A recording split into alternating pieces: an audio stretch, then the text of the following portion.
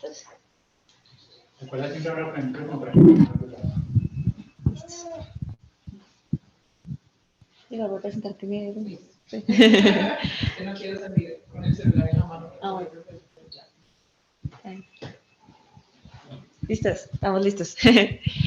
Bueno, bienvenidas y bienvenidos todos al segundo día de este encuentro que se llama Estar aquí en la Tierra, sobre humanidades y artes ambientales.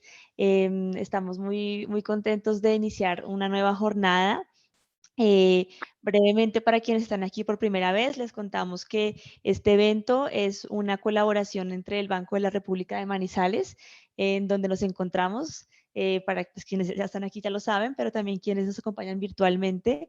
Estamos en una biblioteca preciosa en el centro de la ciudad de Manizales, en Colombia, del Banco de la República, una biblioteca pública, uno de los archivos más importantes de Colombia, y además muy importante decir que estamos rodeadas y rodeados de montañas, de las montañas de Manizales, de las que vamos a hablar hoy. Entonces, primero, agradecer mucho nuevamente a Ivonne Pineda y a nuestros aliados en conseguir formar este espacio. Y también mi nombre es Carolina Sánchez, yo estoy en representación de un colectivo ambiental que se llama la Plataforma Latinoamericana de Humanidades Ambientales.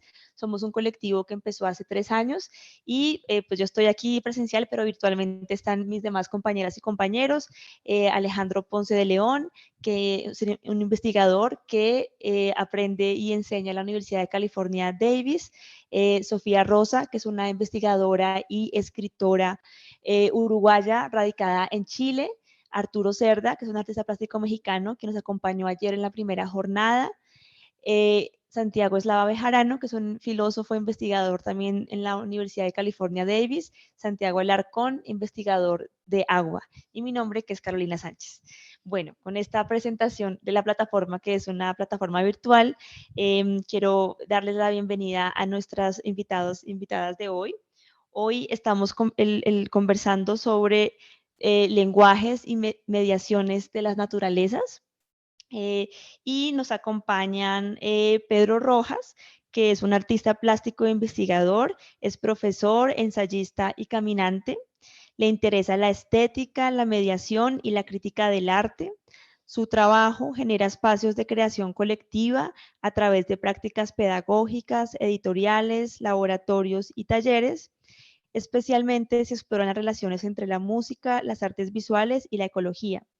Es profesional en Filosofía y Letras de la Universidad de Caldas, magíster en Estética y Creación de la Universidad Tecnológica de Pereira y doctor cum laude en Diseño y Creación por la Universidad de Caldas, con la tesis Variaciones del Paisaje, Arte y Naturaleza en Conversaciones, Paisajes y Laboratorios de Creación del año 2022.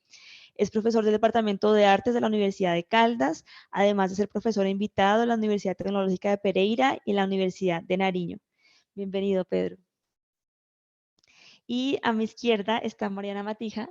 Bueno, también quiero decir que este conversatorio tiene una particularidad y es que nos alegra mucho tener artistas que son de acá. Y el trabajo de Mariana ha sido una inspiración desde el comienzo para nosotros en la plataforma de Humanidades Ambientales. Entonces, cuando hicimos esta conversación, esta colaboración, la primera persona en la que pensamos fue en Mariana. Gracias por estar aquí. Mariana es escritora y diseñadora. Se dedica a generar y a nutrir espacios de reflexión, conversación y aprendizaje. Busca que en estos espacios podamos comprender mejor los orígenes y manifestaciones de la crisis social, pero no acumulando información angustiante, sino explorando las maneras en que podemos desarrollar inteligencia emocional, resiliencia colectiva y conexiones significativas desde adentro y con otros seres y manifestaciones de la naturaleza. También explora y comparte prácticas, experiencias y encuentros que nos ayuden a vivir este momento de transición sin caer en la desesperación o la distracción y que nos permitan regenerar nuestra relación con la tierra, reconociéndonos como parte de ella y reconociendo en ella nuestra propia inteligencia, belleza, creatividad y sensibilidad. Bueno, con Mariana hemos hecho una comparación en Café en el Patio, que ahí pueden encontrar en la plataforma del podcast, y hoy hablaremos de su último libro, Niña Pájaro Glaciar. Bienvenida, Mariana. Gracias por estar aquí. Y bueno, como lo anuncia el título, el conversatorio de hoy tiene como el siguiente formato. Vamos a reflexionar sobre los problemas ambientales de Manizales y sus alrededores a partir de las prácticas artísticas de Pedro y de Mariana, sus procesos de investigación-creación. Vamos a empezar escuchándoles eh, que nos cuenten sobre sus procesos y luego se va a tornar más como hacia la conversación.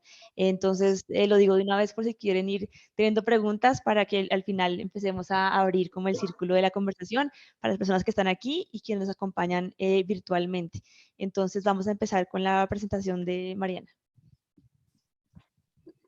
Bueno, hola, muchas gracias por venir a quienes están aquí, gracias a quienes se suman desde otros lugares del mundo y muchas gracias por la invitación.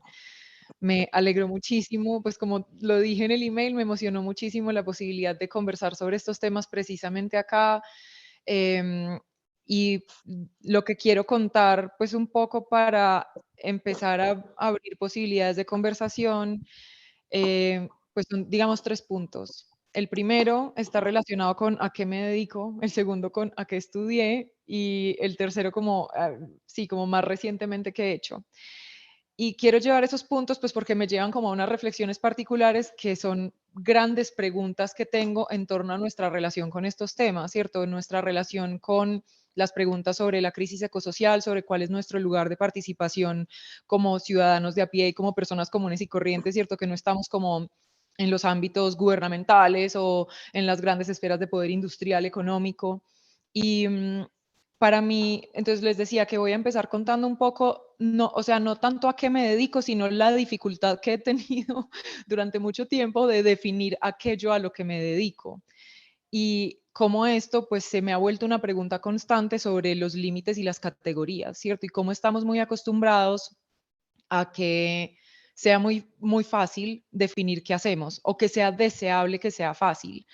Es algo que he estado pues con una, digamos, en intensa reflexión reciente por eso, porque me pasa que en muchas situaciones me preguntan como, ay, bueno, ¿cómo te presentamos? Y yo soy como, pucha, no tengo ni idea, porque yo realmente sé que me dedico a muchas cosas que no sé cómo resumir en una sola palabra, como podría ser, por ejemplo, si me dedicara a lo que estudié y podría decir, yo soy diseñadora y con una sola palabra quedaría claro a qué me dedico. Y hablo de los límites y de las categorías, pues porque formamos parte de un sistema muy amigo de los límites y de las categorías, ¿cierto? De los límites, digamos que en el peor sentido de la palabra límite, porque los límites realmente son una cosa muy bella y muy liberadora, pero digamos que acá me refiero más como a unos bordes, de hecho muy restrictivos, de no, es que si yo hago esto, entonces a esto es a lo que me dedico, es que si yo tengo esta profesión y esto es lo que hago en la vida cotidiana, no tengo permiso de hacer otras cosas. Y ahí se conectan con el que estudié diseño. Y mi interés por los temas relacionados con la crisis ecosocial, digamos que van a mi temprana infancia. Para quienes se han acercado a mi trabajo en otros momentos, pues esto les sonará ya súper repetido, pero lo cuento para quienes no. Y es que cuando yo estaba chiquita empecé un club ecológico y siempre fue como un hilo de interés que me ha acompañado a lo largo de la vida, pues que ha habido, pues hubo momentos en los que no fue tan protagónico, pero siempre estuvo ahí.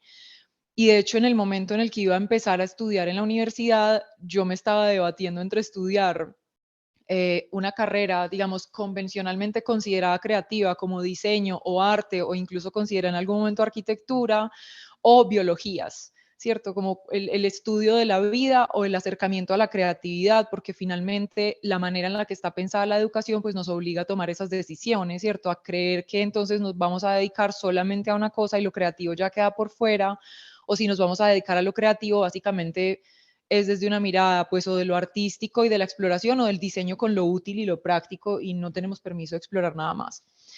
Y yo caí muy intensamente en esa trampa y pasé mucho tiempo creyendo que como diseñadora no tenía permiso de preocuparme por otras cosas o de interesarme por otros temas, sino que este interés en el cuidado de la tierra y de comprensión de la crisis ecosocial que atravesamos tenía que mantenerse como una cosa muy tímida al lado, pero la vida, digamos, que me fue mostrando otros caminos y fue abriendo la posibilidad que yo reconociera que por supuesto que es mi lugar hacerme esas preguntas sobre nuestra relación con la tierra y que el hecho de que haya estudiado una carrera que aparentemente no me da permiso para eso no significa que ese no sea mi tema, sino que, por ejemplo, me da unas herramientas particulares para acercarme a ese tema.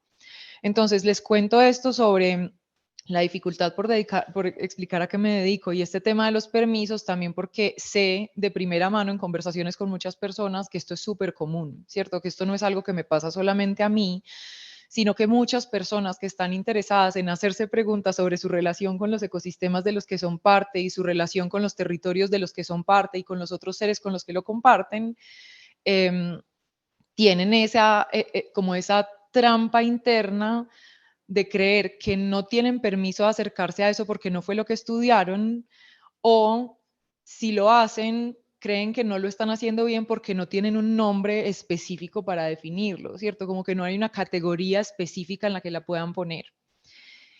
Y bueno, y lo último que quería mencionar ya para darle la palabra a Pedro, es que en medio de estas búsquedas mías, ¿cierto? De hacerme estas preguntas y de tratar de salirme de estas categorías y de tratar de, pues como reconciliarme con el hecho de que por supuesto que es mi lugar hacerme estas preguntas, pero entonces desde dónde me las quiero hacer.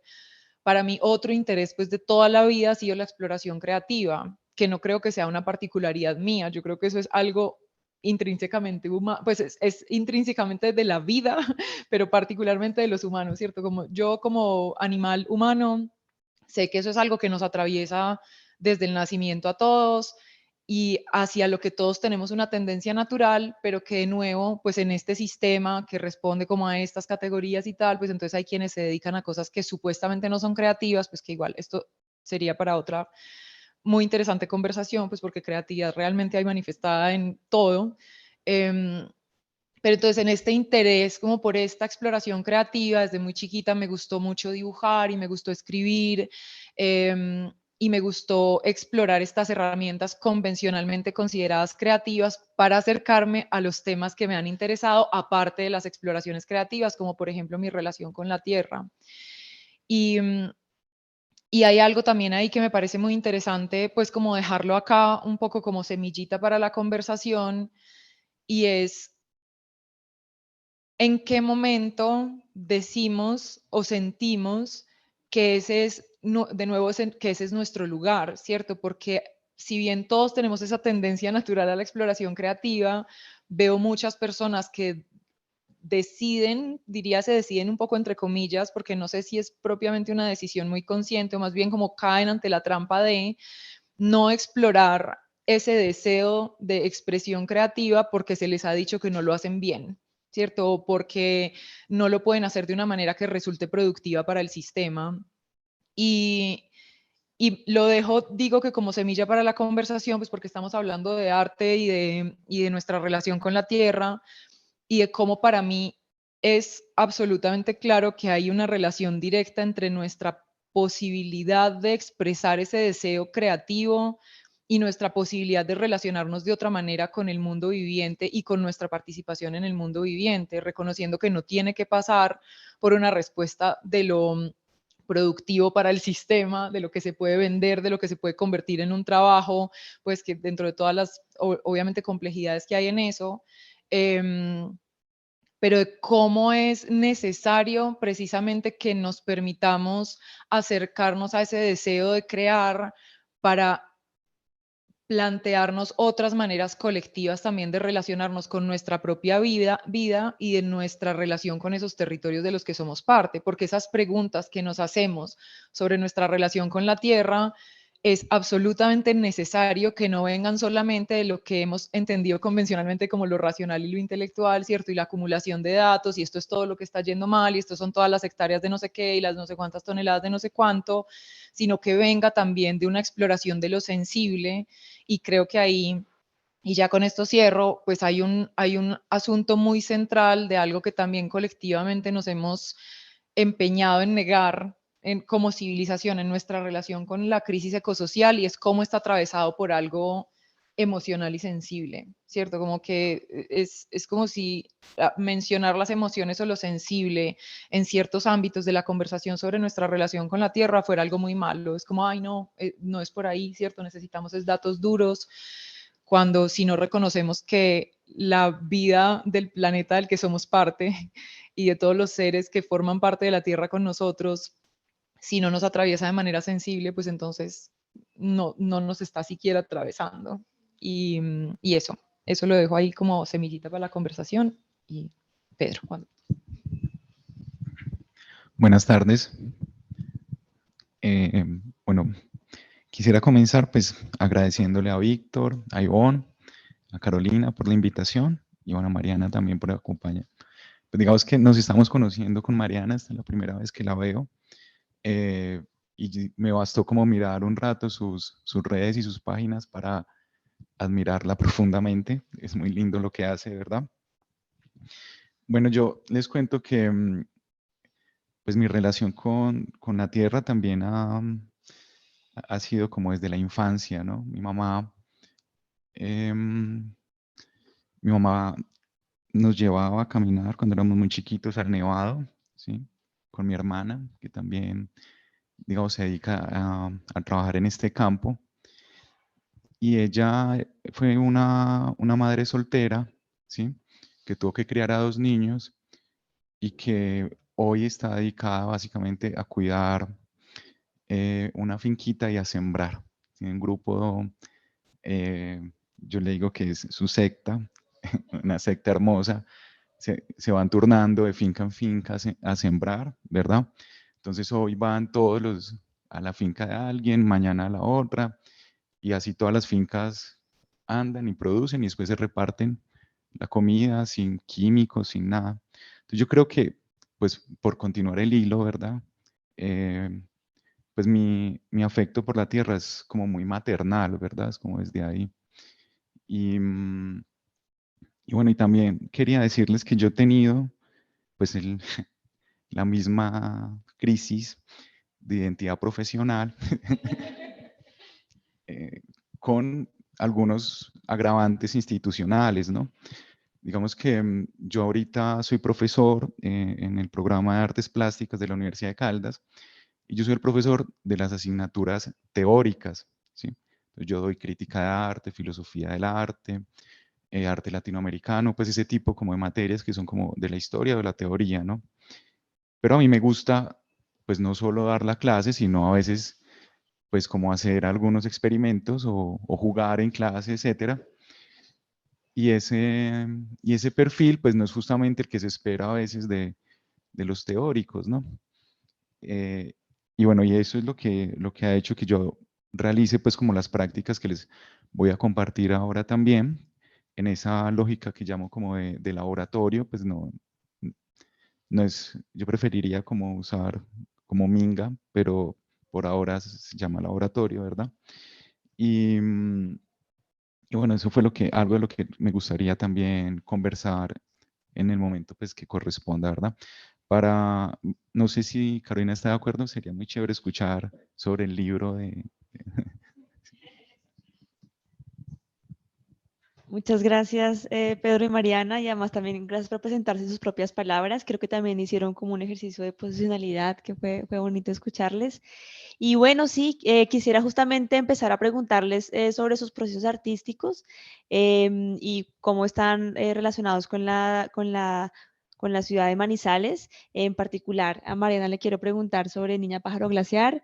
Si nos puedes contar, bueno, ese libro está recién publicado, pues cómo fue tu proceso de creación del libro y un poco cómo fue, cómo aparece Manizales, cómo aparece tu relación con la tierra, que es algo que has explorado como en distintos formatos y con distintas comunidades también, a partir de la palabra, a partir de la imagen. Entonces, quería que nos contaras, por favor, un poco en concreto en este libro, como cuáles eran tus preguntas y cuál fue tu proceso. Bueno, el libro, a ver, organizo mis ideas. Con el libro a mí me pasó algo y fue que yo no planeé nada. O sea, yo me senté a escribir porque sentía que quería escribir y el libro salió. Y yo siento que fue, o sea, que pidió salir. Hace poco hicimos una presentación del libro en Medellín y Lina María Parra, que fue la escritora que me acompañó en la presentación, me preguntó algo sobre el proceso y cómo había sido el proceso de escritura. Y yo le dije, yo honestamente me sentía poseída, o sea, yo me sentaba y el libro salía, como que yo escribía y escribía, era como que loco, no paro de escribir. Y obviamente dentro de ese proceso de escritura, pues hubo cosas que yo luego quería pulir o cosas que decía, esto realmente no, pero digamos que el grueso de lo que fluía era algo que me gustaba. Y quiero conectar eso un poco con lo que ya medio empezamos a abrir en la conversación con respecto al tema del proceso creativo, y es algo que también me han ayudado a observar otras personas, también en particular Laura Ortiz, que es una escritora que me acompañó en el proceso de escritura. Pues yo estuve en unas clases de escritura con ella, pues y ella estuvo ahí como siempre al lado de mi proceso de escritura de este libro. Y este fue un libro que escribí pues muy rápido, digamos en términos de lo que supongo que otras personas han tenido su experiencia en escribir libros, ¿cierto? Pues sí, obviamente en diferentes, o sea, según el tipo de libro, pues hay libros que toman un montón de tiempo, pero este libro yo lo escribí, digamos, en 3 meses. Y, y una cosa que me dijo Laura que a mí me gustó mucho fue como, pues que el libro no se escribió en 3 meses, o sea, en 3 meses fue el tiempo de convertirlo en un libro, pero realmente esto fue un proceso de escritura que tenía muchos años antes, y a mí eso me gustó mucho y por eso lo conecto con lo que hablábamos ahora, porque los procesos creativos en general se salen de lo que es medible para este sistema. ¿Cierto? Este proyecto empieza acá y esto es productivo así, sale acá y luego acá se vuelve en masa, ¿cierto? Como que eso es lo que aparentemente es deseable dentro de la lógica industrial del sistema capitalista. Pero los procesos creativos no responden a eso. Nosotros no somos máquinas a las que se les mete materia prima por un lado y al otro lado salen tornillos, sino que es un proceso que es mucho más rico en todo el mejor sentido de la palabra que eso, mucho más complejo, en donde el hecho, o sea, ese libro, por ejemplo, lo que yo cuento ahí fluyó con mucha facilidad también por muchos años de reflexión en torno a unas preguntas particulares y pues por las experiencias particulares que he tenido yo con esos temas, pues que son experiencias de toda la vida. O sea, como que yo podría decir, yo me demoré para escribir ese libro pues 40 años, ¿cierto? Que fue, bueno, no, 39 porque lo escribí el año pasado, o sea, como desde que nací hasta el momento en el que me senté a escribirlo. Y eso por un lado con respecto al proceso creativo, pues que me gusta como hacer énfasis a cómo se sale de estas lógicas de la producción, ¿cierto? Y de no, es que esto empezó acá y se termina acá. Y por otro lado, con respecto a las preguntas, yo creo, pues como las preguntas que me hice para escribirlo, la experiencia que yo estoy teniendo, por lo menos en este momento, que esto puede que pase distinto con el tiempo y luego en retrospectiva lo vea de otra manera, pero en este momento yo siento que las preguntas me las estoy descubriendo después. O sea, yo empecé a escribir como dejando fluir lo que sentía que estaba queriendo salir, y luego como, me estoy haciendo preguntas sobre la casa, me estoy haciendo preguntas sobre mi relación con la extinción, con lo que desaparece, con el amor, con la memoria. Pero no fue como que yo me senté a decir, voy a escribir sobre la extinción o voy a escribir sobre la memoria. Y específicamente en mi relación con el libro y con Manizales, pues es algo que, o sea, este libro fue enteramente escrito mientras yo vivía acá. Entonces les doy un poco de contexto. Yo nací y crecí en Manizales, pero yo me fui de Manizales hace como 15, no, no, mentiras, como 17 años, algo así. Y después de eso, bueno, llegué a vivir a Medellín. En Medellín viví 10 años y en Medellín fue donde hice como mi casa, ¿cierto? Como donde armé mi casa ya pues por fuera de la casa de mi mamá. En otros lugares, pues antes de llegar a vivir en Medellín estaba pues como más de paso y como que vivía un año en una casa y así, pues de eso que no me había establecido todavía. En Medellín le di forma a mi casa, estuve 10 años allá y luego me vine a vivir a Manizales porque sentí que necesitaba vivir aquí. Y estuve 2 años acá hasta hace un mes, o sea, estoy recién mudada de nuevo, me volví otra vez al Valle de Aburrá, ya no a Medellín, sino a Envigado. Y el proceso de estar acá esos 2 años para mí fue, pues yo no, o sea, es que no puedo explicar lo importante que fue para mí y lo mucho que superó cualquier expectativa que yo tuviera de la importancia que iba a tener para mí estar acá, porque fue, pues, nada más y nada menos que el proceso de reconciliarme con Manizales. Y digo reconciliarme porque yo igual me fui de acá muy peleada con qué era ser de aquí. y con mi relación con la ciudad, pues por las particularidades que tiene, por ciertas cosas que a mí como que no me cuadraban y que yo decía como, no, esto a mí no me gusta, esto de estas dinámicas pues culturales de acá o sociales o en fin. Y me fui en un momento en el que sí, me fui muy peleada con muchas cosas de Manizales y recuerdo muchas veces haber dicho como, no, yo por allá no vuelvo a vivir nunca, ¿cierto? Como una cosa de un rechazo muy tenaz que me encanta ahora decir que superé por completo. Y fue un regalo muy bello que me dio este territorio. Y fue el descubrir que mi relación problemática era con un montón de cosas abstractas, ¿cierto? Con un nombre particular que pusieron unas personas de las que yo no sé nada, a un borde pues arbitrario que se acaba allí, pero mi relación significativa y profunda y no negociable es con un territorio particular al que ahora le decimos Manizales, pero que realmente son unas montañas de las que yo broté como una mata, como un árbol, como un animal, ¿cierto? Yo salí de estas montañas como salen de estas montañas las personas que nacen aquí. Y, y para mí reconocer Manizales ya no como el nombre de una ciudad o un himno o un escudo o qué sé yo y todas estas cosas abstractas que son las que normalmente asociamos con un lugar, sino entenderla como un territorio con el que yo realmente tengo una relación profunda que va más allá de lo que yo sea capaz de explicar con palabras, fue profundamente sanador y reconciliador y para mí fue un encuentro bellísimo también, un reencuentro bellísimo con todo lo que ha significado para mí haber crecido aquí y tener una relación particular con este paisaje, con estas montañas, con esta temperatura del aire, con esta sensación de altura, ¿cierto? Porque no es lo mismo subir una loma en Manizales que subirla en Medellín o que subirla, no sé, en Pereira o en Bogotá, ¿cierto? La altura sobre el nivel del mar cambia un montón esa experiencia. Entonces, siento que este fue un proceso creativo que, de hecho, como lo veo en este momento, surgió como parte de ese proceso de reconciliación y siento que es un regalo que me dio este territorio. O sea, como que ese libro es un regalo que me dio Manizales y que me dieron estas montañas y que me dio, pues que surgió del hecho de haber nacido acá y del hecho de haber podido venir después de haber estado tan peleada con este territorio, pues como con estas peleas de lo abstracto, a entender qué es reconocerme como parte de este territorio. Y eso, no sé si eso responde a la pregunta, creo.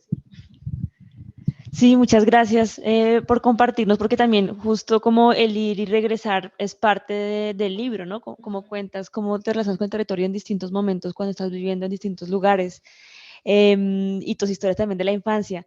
En un momento del libro, tú narras, en dos momentos del libro, narras dos ascensos en las montañas. Uno a Kumandai, o como tú dices ahí, más llamado Nevado del Ruiz, y otro a Puleca Casué, o más llamado Santa Isabel. Y de esos recorridos en particular, me pareció muy bello que en la narración caminar es una forma de conocer, caminar las montañas es una forma de conocerlas. Y justo conectando con lo que estabas hablando ahorita sobre la sensibilidad, estamos hablando contigo y con Pedro sobre la sensibilidad y un acercamiento sensible a esos lenguajes de la naturaleza. Esa caminata como una forma de conocimiento también aparece en el libro como una descripción de lo que tú estás sintiendo, de cuáles son los problemas pues de la montaña y tuyos, ¿no? Como en interrelación. Entonces quería preguntarte un poco sobre cuáles problemas ambientales y cuáles preocupaciones sensibles percibiste en esas caminatas recorridos por esas dos montañas que rodean Manizales. Bueno, pues hay una cosa muy central ahí, creo yo, que es el tema de la relación con el glaciar y que de hecho es una de esas cosas que ahora, pues que como que pasé muchos años muy ciega a eso y que ahora atesoro con cada célula de mi cuerpo, que es lo central que es para la experiencia de vivir en Manizales, ver el Kumandai, ¿cierto? Y como la conversación siempre sobre las montañas y es como si amaneció despejado, es la conversación de todo el mundo, ¿cierto? Todo el mundo le tiene que decir a alguien cómo viste el nevado, cómo amaneció, cómo vi. Entonces siempre una parte, o sea, como que es un tejido que está siempre en las conversaciones de los humanos que formamos parte de este territorio. Y Y una cosa que para mí fue muy impactante cuando subí, pues que esto para otras personas, pues que obviamente han estudiado esas montañas, pues será una cosa muy obvia, pero para muchas otras sucederá como me pasó a mí, que fue cuando fui a hacer ese ascenso al Polecacasue, fue como, es que acá hay un glaciar, como existen los glaciares tropicales, o sea, para mí era como, no, los glaciares son los de, no sé, en Islandia, ¿cierto? Y en Argentina, el Perito Moreno y qué sé yo. Y fue como, existen los glaciares tropicales, que es esta locura, y existen y existen y son tan pocos y son tan vulnerables. Entonces fue como todo este descubrimiento de una fragilidad de algo que además es tan enorme y como tan, o sea, es que es como, es que es una locura un glaciar. Uno porque, no sé, bueno, todo es una locura, ¿no? O sea, es como las nubes, uno las ve todos los días, pero pongámonos a pensar que es una nube, es como qué locura uno estar viendo nubes. Y con el glaciar pasa eso, o sea, como todas estas capas acumuladas por yo no sé cuantísimo tiempo, eh, y luego darnos cuenta de un momento a otro que es como acabo de descubrir que existe algo que es un glaciar tropical, que es lo que yo he visto mientras crecí, que todo el tiempo los he visto, ¿cierto? El glaciar del Polecacasue, el glaciar del Kumandai, y luego resulta que están a punto de extinguirse, que tienen los años contados y que yo no tenía ni idea, ¿cierto? Como que siempre estaba, pues no tenía ni idea del tema del glaciar. Siempre me acuerdo, o sea, desde muy chiquita me acuerdo también en torno a las conversaciones sobre el Kumandai, sobre el Polecacasue, como, han estado con muy poquita nieve, o vieron cómo está de nevado, ¿cierto? Como siempre esta conversación sobre la nieve, pero yo no sabía de la presencia de un glaciar. Y creo pues que esto, por supuesto, aplica a cualquier otro territorio, digamos que me voy a pegar ahí pues de lo de la caminata y traer también lo que comentaba Pedro sobre su experiencia pues como de salir a caminar al nevado y de cómo también esa es la relación que uno empieza muchas veces sin darse cuenta a construir con un territorio particular, porque también damos por hecho tantas cosas, ¿cierto? Damos por hecho que es como, no, pues yo nací en un lugar y uno sale y camina por ahí, eso es lo que ve todo el mundo. Que de hecho, pues, si me dan permiso, puedo leer un pedacito del libro. Sí, chévere, de primera mano. Bueno, hay un pedacito que tenía separado por acá, que está relacionado con eso.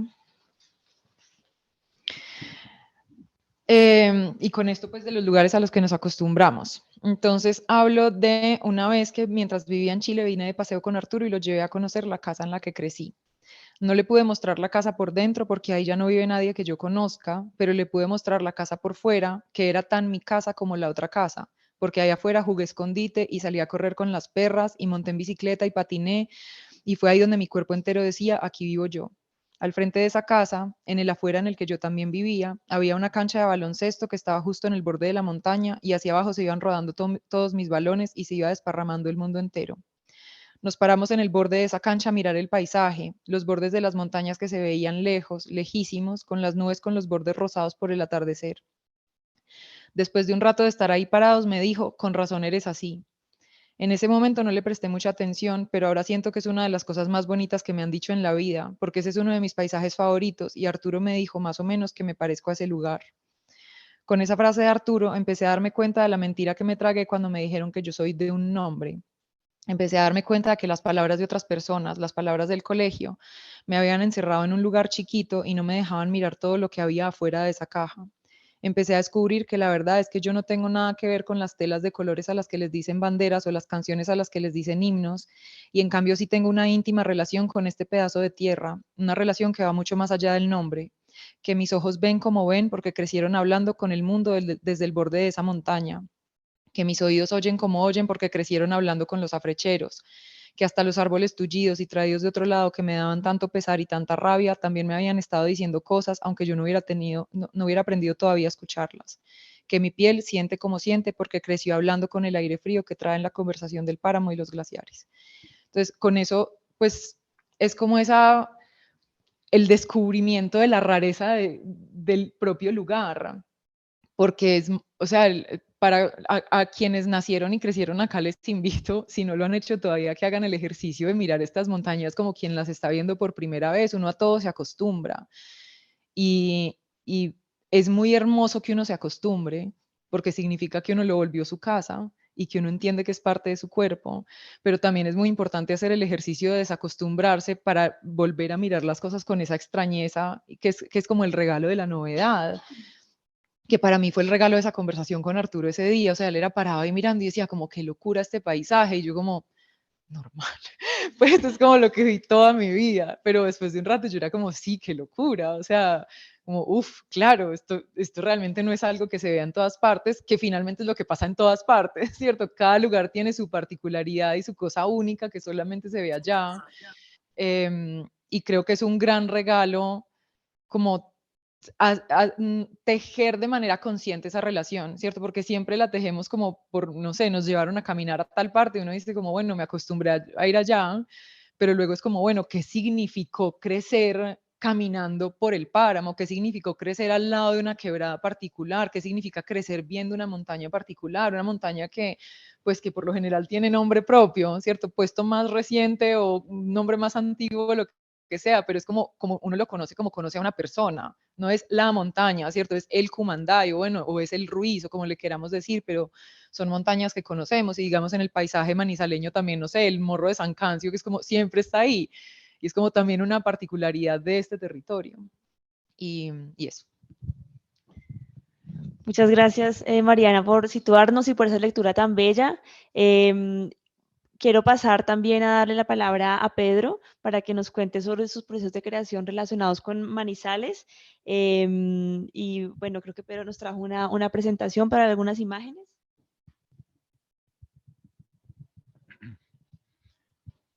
Bueno, yo voy a intentar ser como súper rápido porque pues teníamos como una dinámica, eran como 20 minutos, entonces yo dije, no, voy a llevar diapositivas. Mis estudiantes dicen que mi obra son las diapositivas.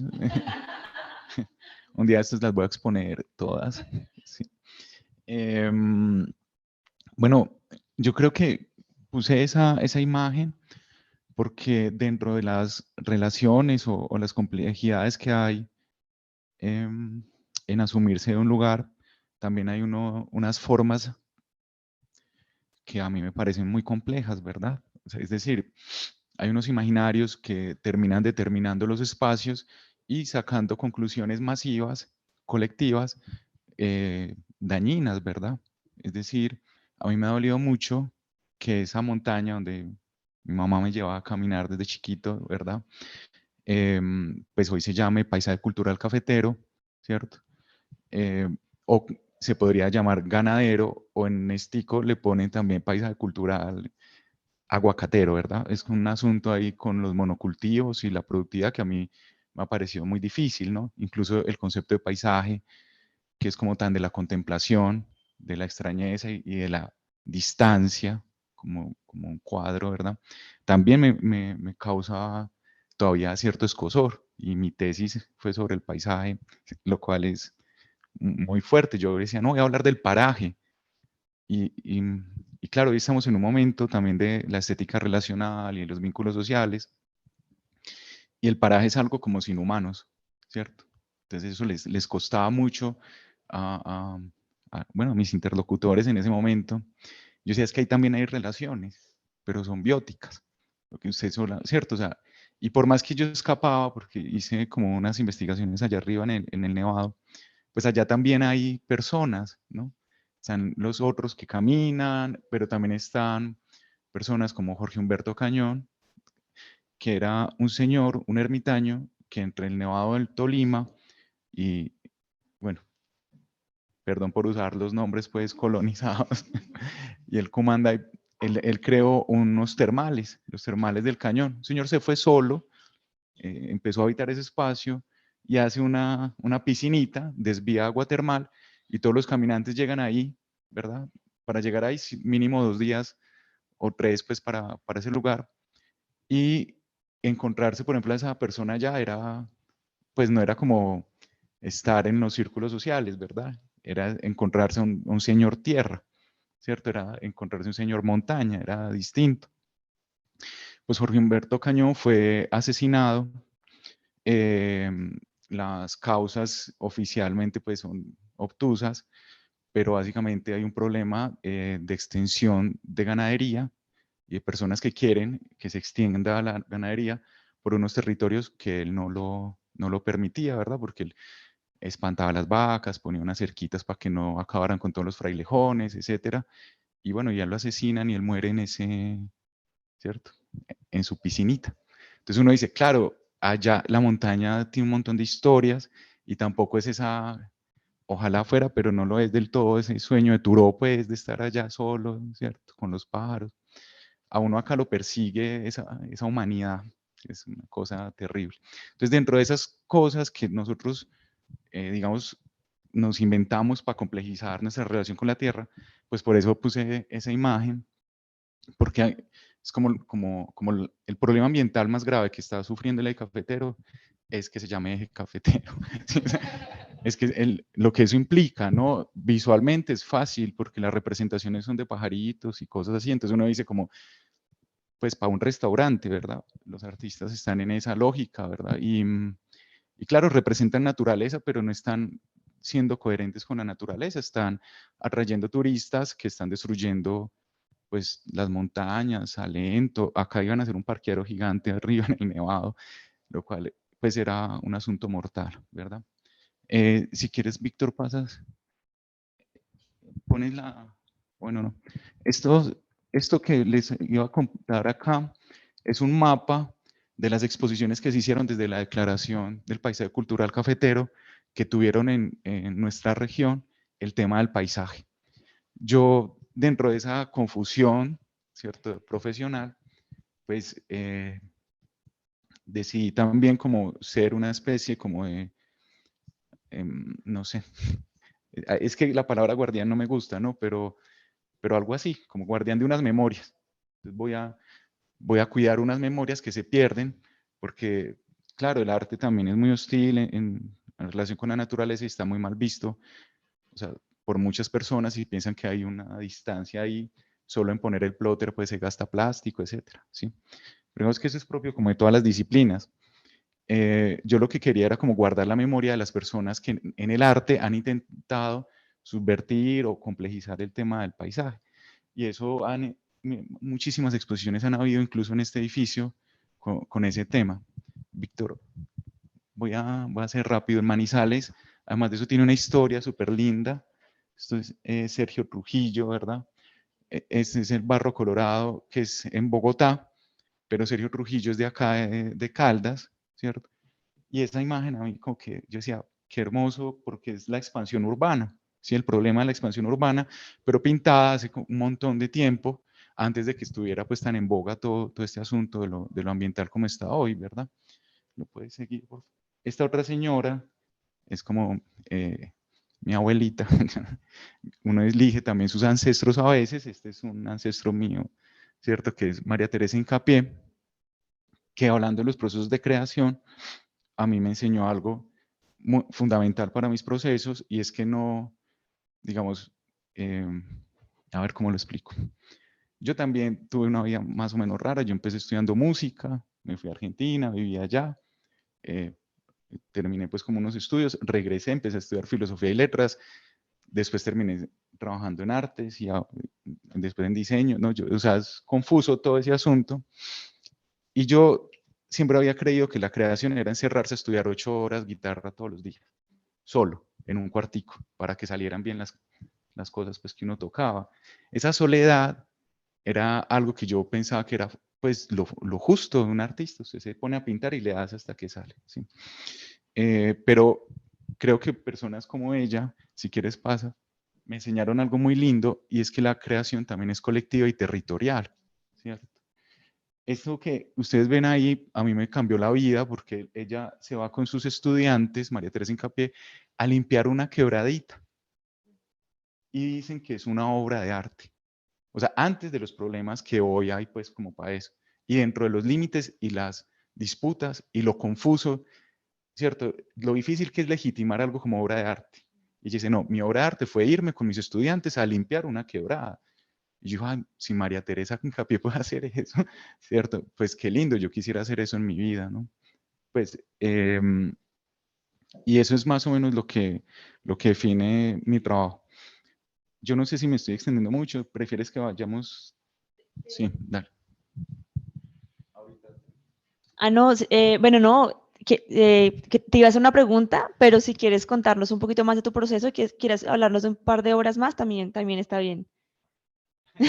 Bueno, voy a hacerte una pregunta para que puedas responder, para que puedas decidir cuáles. Entonces, porque es que lo que estás diciendo justo me llamó mucho la atención que cuando te preguntamos por tu obra, tú nos compartiste unos catálogos de laboratorios de creación, que tiene que ver con lo que estabas diciendo ahorita de la Minga y de como la parte, como el proceso comunitario de la creación y que además también es territorial. Entonces tú nos compartiste los catálogos sobre Envíos Lab, un proyecto de correspondencias que tiene que ver con plantas y con unos sellos y con unas cartas como que se escribieron en la ciudad, que tienen que ver con la personalidad y el lenguaje de las plantas.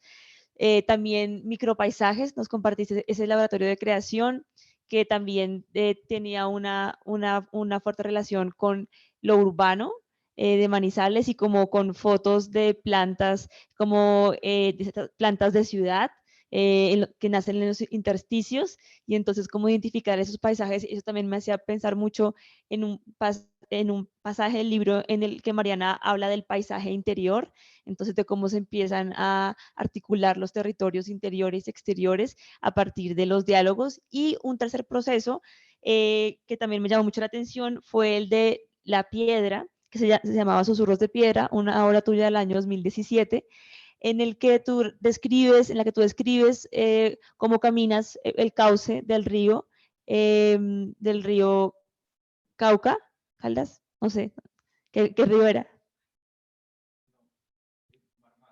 Sí, dice que tú llegas al pueblo de Marmato, a un pueblo minero, por un cauce, que no sé si en mi cabeza era del río Cauca, sí, y luego a partir de ese proceso haces una cartografía sobre minería urbana. Entonces quería preguntarte si nos puedes contar cómo traes como esas relaciones con el territorio aledaño de Manizales a prácticas colectivas instauradas como en la ciudad. Si nos puedes compartir, por favor, alguno de esos procesos.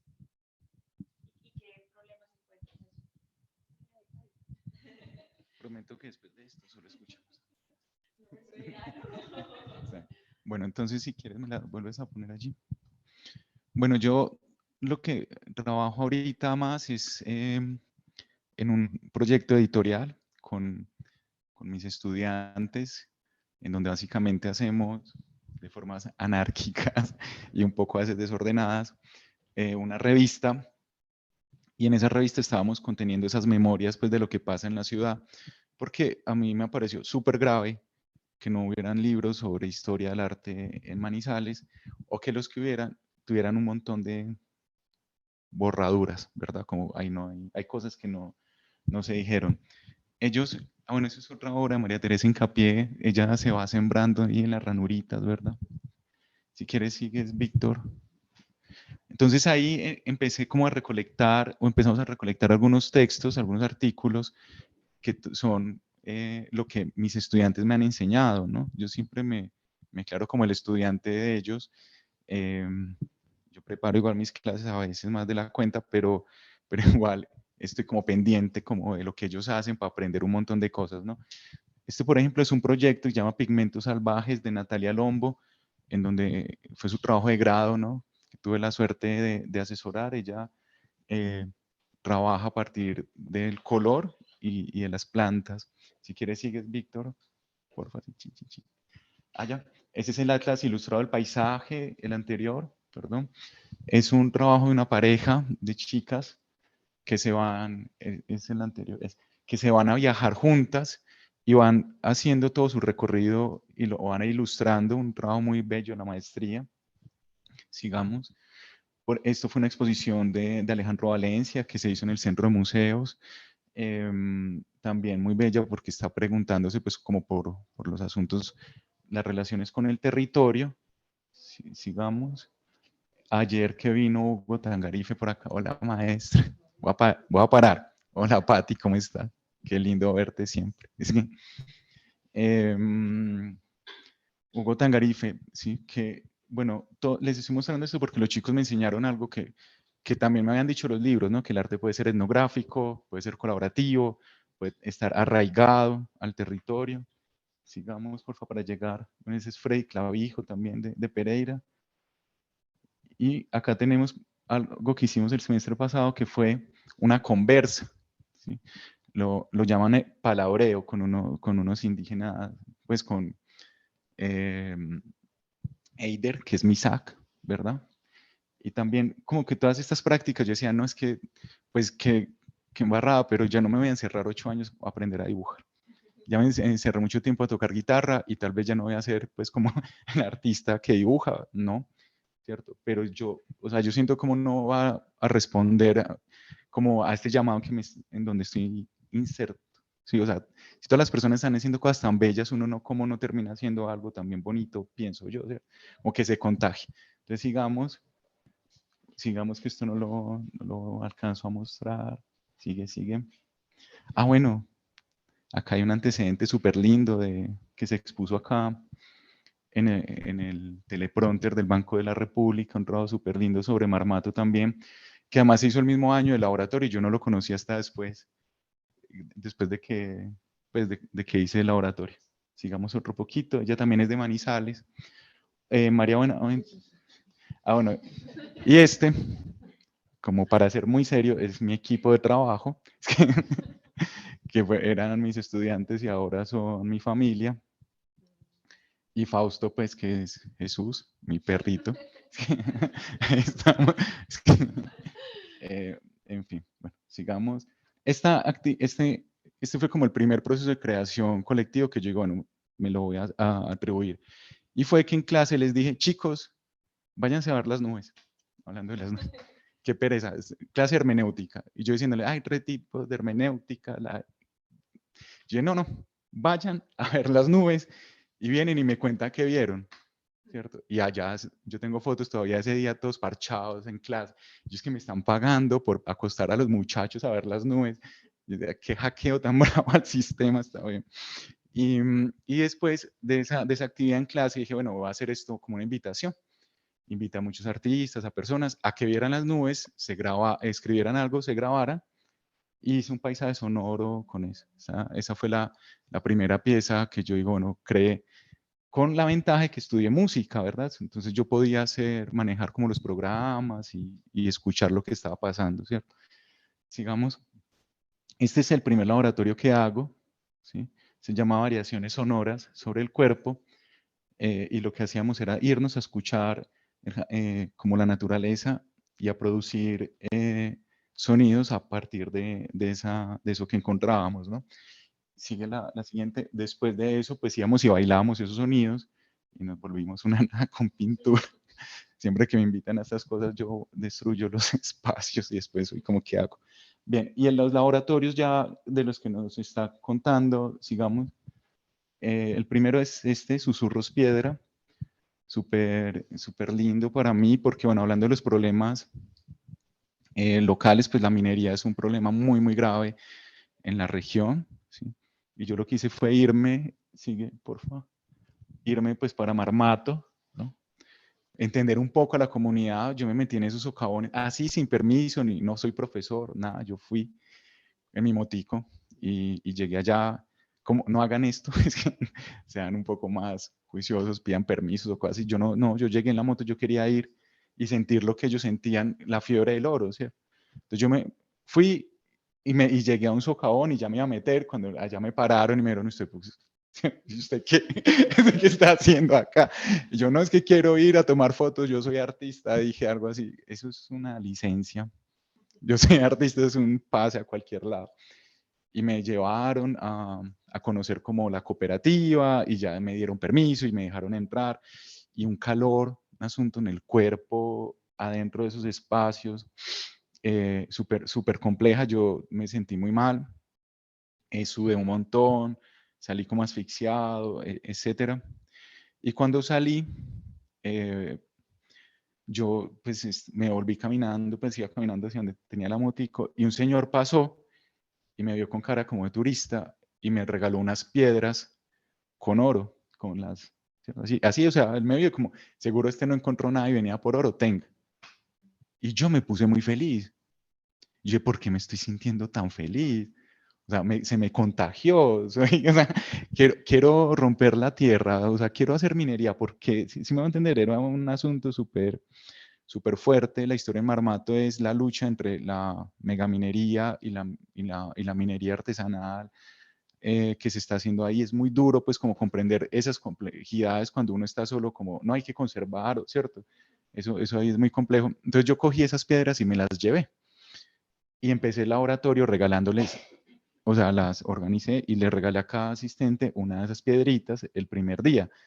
No les dije de dónde venían, ni cuál era la historia, ni nada, y los puse a vivir con la piedra, como 3 semanas ante la siguiente sesión. Y nos tenían que contar qué habían hecho. Las llevaron a cine, se bañaron con ellas.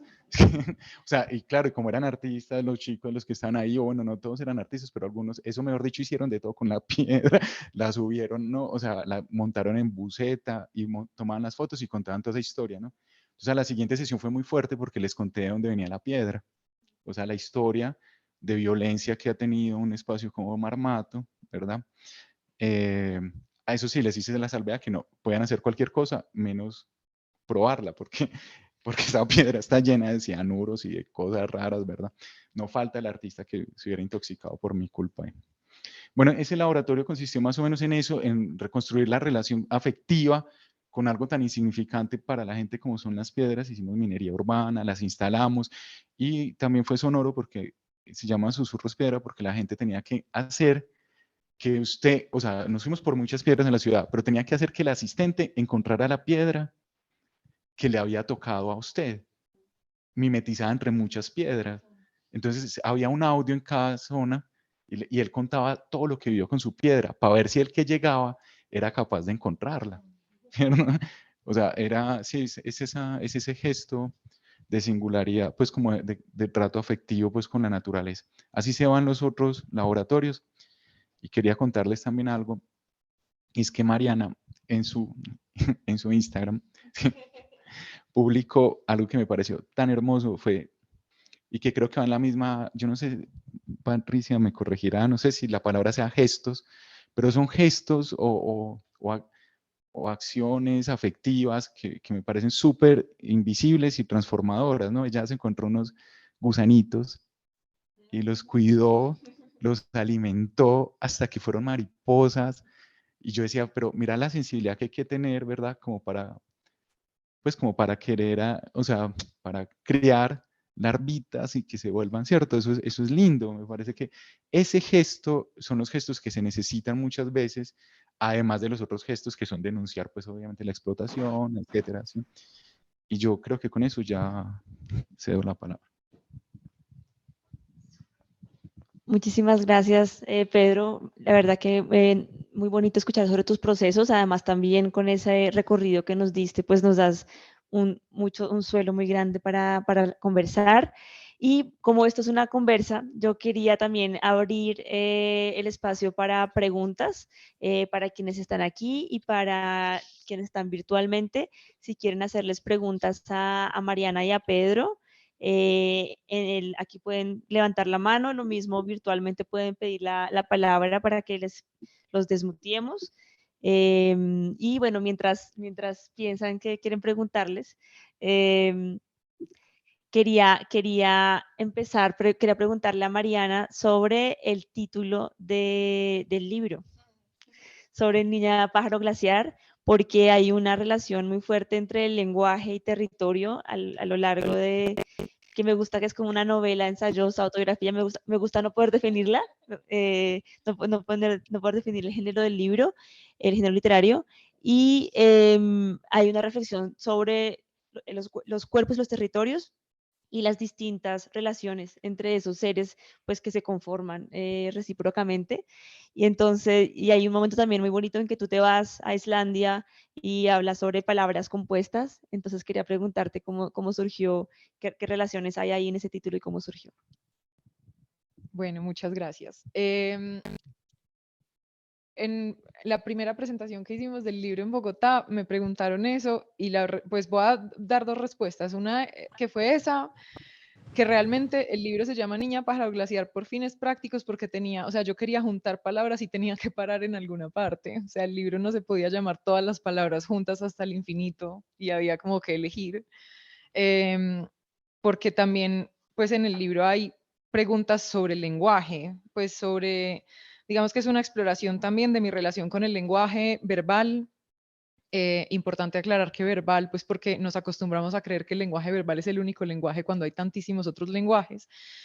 Y una particular relación que he tenido con el lenguaje verbal, que yo creo que es muy compartida por otras personas, que digamos a mí me em, ha capturado mucho de mi atención porque al mismo tiempo siento una gran fascinación por las palabras y por la escritura alfabética y por todo lo que posibilita, y al mismo tiempo siento un gran conflicto con las palabras y la escritura alfabética por todo lo que obstaculiza, porque siento que muchas veces el lenguaje verbal y la escritura obstaculizan mi posibilidad de sentir lo que va más allá de las palabras, y tengo un hábito como buena hija de este sistema a verbalizar y a querer que las cosas puedan ser traducidas a palabras para contárselas a otros, que eso es muy bello, pero al mismo tiempo a veces hay cosas que no se pueden verbalizar y en el afán de verbalizarlo uno las mete como en unas cajas muy chiquitas que no dejan que exista como en su plena amplitud.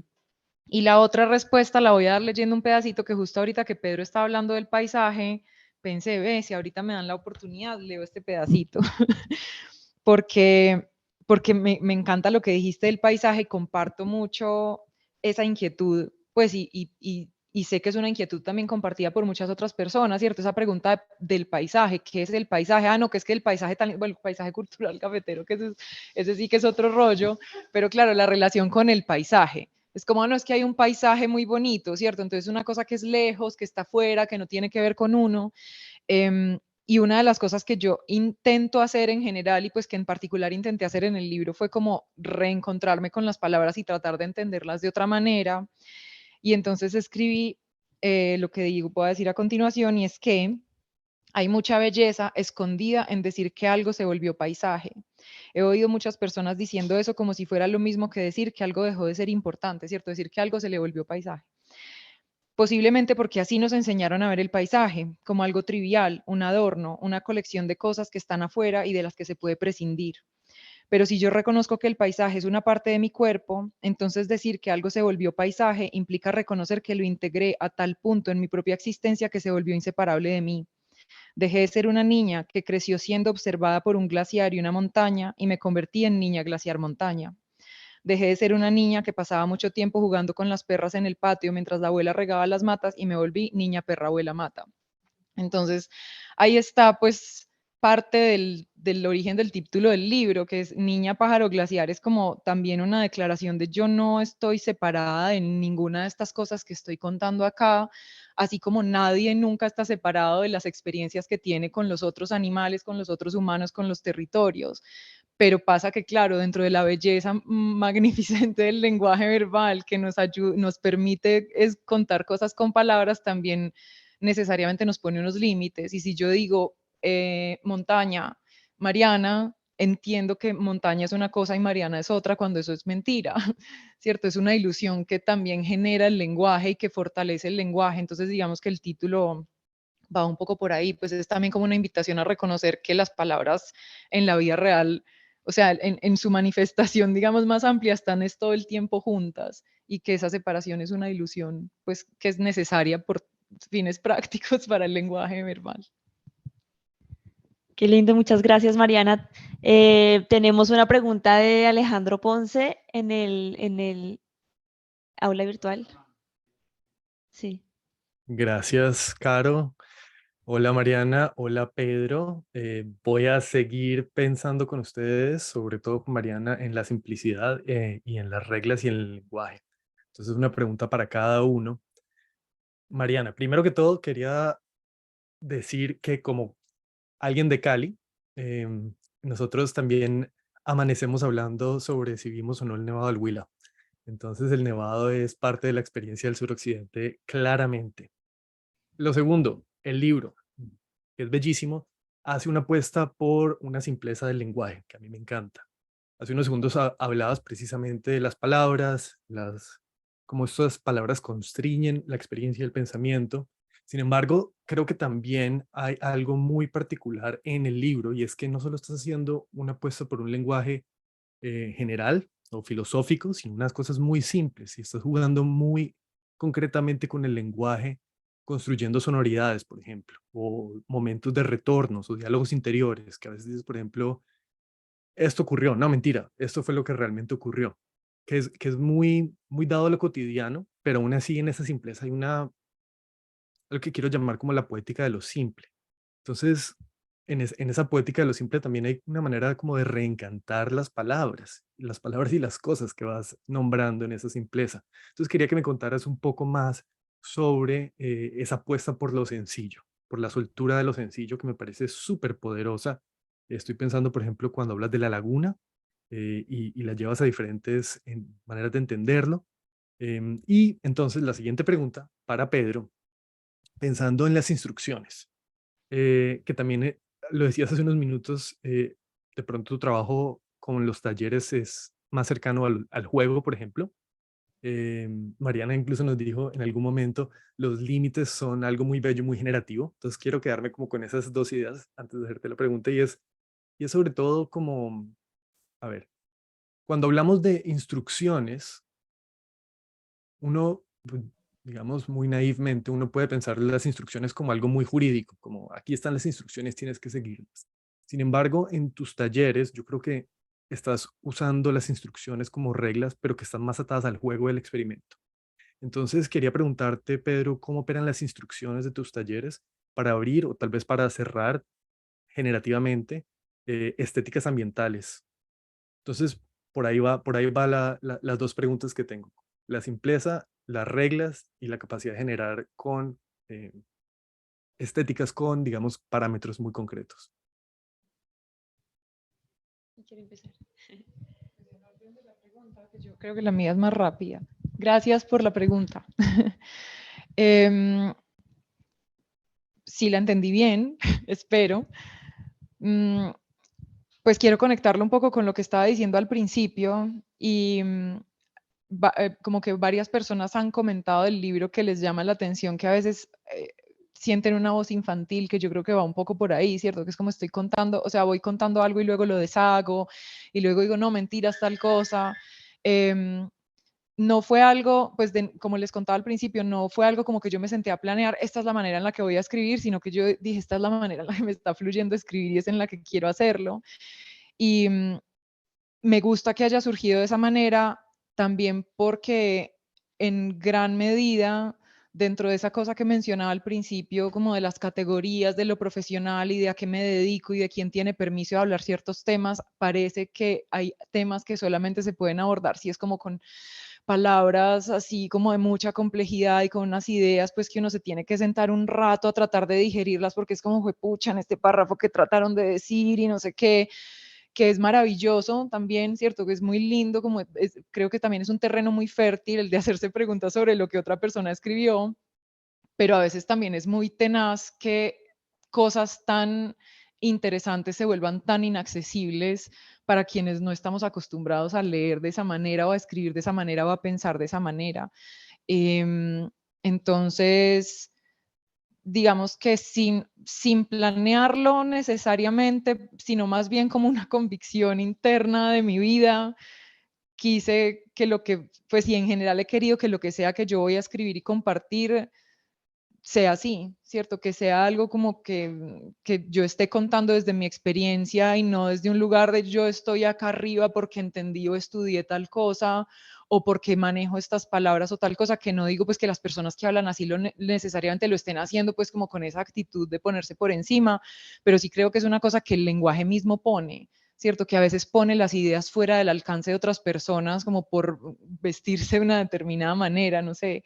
Y, y creo que parte muy importante de lo que necesitamos hacer precisamente es convertir esta conversación, asumir esta conversación como una conversación cotidiana, hablar de nuestra relación con la tierra y de nuestra relación con con las manifestaciones de la crisis ecosocial no puede seguir siendo lo que hasta ahora ha sido mayoritariamente que es una conversación que sucede en unos círculos particulares, para unas personas particulares que tienen como un permiso académico o gubernamental para hablar de estas cosas, sino que necesitamos precisamente como que forme parte de las palabras de todos, que todos podamos conversar sobre esto, incluso si no sabemos cuáles son los términos y que si no sabemos cuáles son, tengamos permiso de decir como, bueno, esta cosa, no, mentiras, la otra, ¿cierto? Jugar también a acompañarnos en descubrir cuál es el lenguaje verbal y cuáles son las palabras que nos acompañan en tejer esa conversación colectiva y en traerla pues como al alcance de la experiencia cotidiana de todo el mundo, ¿cierto? Que es donde realmente necesitamos que sucedan estas preguntas, estas conversaciones y estas transformaciones también desde lo que pensamos y desde lo que hablamos. A ver. Yo voy a arrancar, bueno, no sé si me ves allá, pero está bien. Hola Alejandro, mucho gusto. Sí. Bueno, Alejandro, a ver. Pues yo, bueno, a riesgo tal vez de sonar muy filosófico, ¿verdad? Creo que hay formas de entender el lenguaje también. Y una forma es pensar que es una herramienta para traducir una conciencia, ¿verdad? Entonces eso le da como un asunto instrumental al lenguaje, ¿cierto?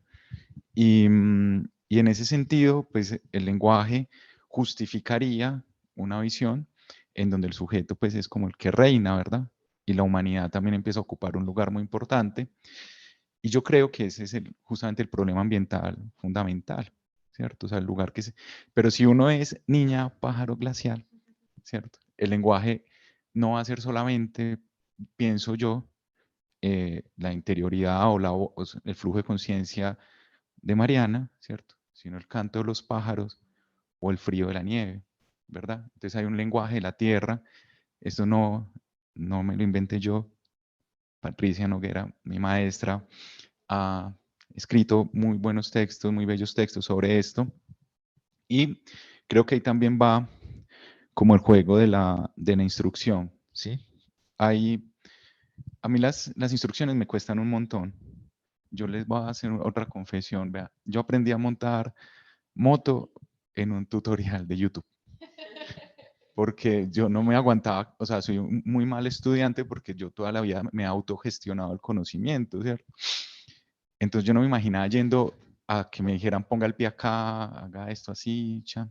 Entonces, claro, las instrucciones son coercitivas en muchas ocasiones, ¿sí? Si a mí me llega pues como la nevera y el manual, no soy capaz de leerlo, no, yo la conecto y si se quemó, hay que volverse, o sea, tengo un problema terrible pues con las instrucciones. O me dicen suba por acá y yo ya es como una orden de, no voy a subir por ahí. Erika, mi compañera que está presente, puede dar constancia de esa necedad infantil mía que no sé muy bien por qué la tengo. y bueno, no, les estoy contando esto porque digamos que en el campo de las artes las instrucciones se han trabajado de muchas formas. Hay un señor hace muchos años que hizo una exposición que es uno de los grandes curadores del mundo que se llama Do It, ¿cierto? Es una exposición que se hace en muchos países, incluso se hizo acá en Colombia una versión y ahí estaba, por ejemplo, algunos textos de Yoko Ono, ¿verdad? Como, bueno, coja un arbolito y póngale una hojita, pídale un deseo. Entonces uno, como instrucciones hacia el absurdo, ¿no? Como, o hacia unas cosas que uno dice, como vaya y mire las nubes, ¿cierto? Entonces a veces esas instrucciones no tienen que ver del todo, quisiera pensar yo, con la subjetividad mía que se está imponiendo en el colectivo, ¿cierto? Sino más que todo como para, con esas guías que además me encanta cuando las desobedecen, porque, por ejemplo, estuvo la muchacha Isabel, una egresada pues, del programa, estuvo en el laboratorio y yo nunca le dije que hiciera una canción, y hizo una canción para la piedra, y eso fue muy lindo, ¿verdad? Porque no estaba dentro como de las instrucciones. Además, hay algo muy chévere, es que mis estudiantes también, Isis, que es mi estudiante, dará cuenta de eso, ella es muy buena en esto que voy a decir, es que no sé por qué también cuando yo les doy instrucciones a mis muchachos, las diré de alguna forma como con muy poca credibilidad o muy poca autoridad, pero les encanta desobedecerme. Es como, yo no sé si es que la desobediencia sale ahí como que pulula en el ambiente. Pues yo le digo a Isis haga un ensayo y me trae un fanzine, o le digo, ¿cierto? Salen, o sea, creo que es una parte fundamental del arte. En el último laboratorio, que es el de envíos, que también tiene esa apuesta por la escritura, que acá les cuento que Mariana tiene un proyecto para que se inscriban. Es que yo le hago publicidad. Es que súper lindo porque ella hace cartas, ¿no? Cartas. Y si usted se mete ahí en la página, le van a empezar a llegar las cartas que ella escribe, como a la tierra, ¿verdad? O como en esta lógica, pues, de lo ambiental o ecológico, ¿sí? Pues nosotros, yo sin conocer pues el trabajo de Mariana, pero revisando el arte postal en América Latina, propuse ese laboratorio y nos empezamos a mandar semillas en pandemia, ¿cierto? Lo cual pues era riesgoso porque el asunto de las semillas es un asunto político, ¿verdad? Hay unas que no se pueden mandar, etcétera. Un amigo, Rigoberto, muy querido, dice que yo tengo como tintes de una bomber, que mando cosas postales ahí como, ¿sí saben quién es una bomber, no? Perdón, no.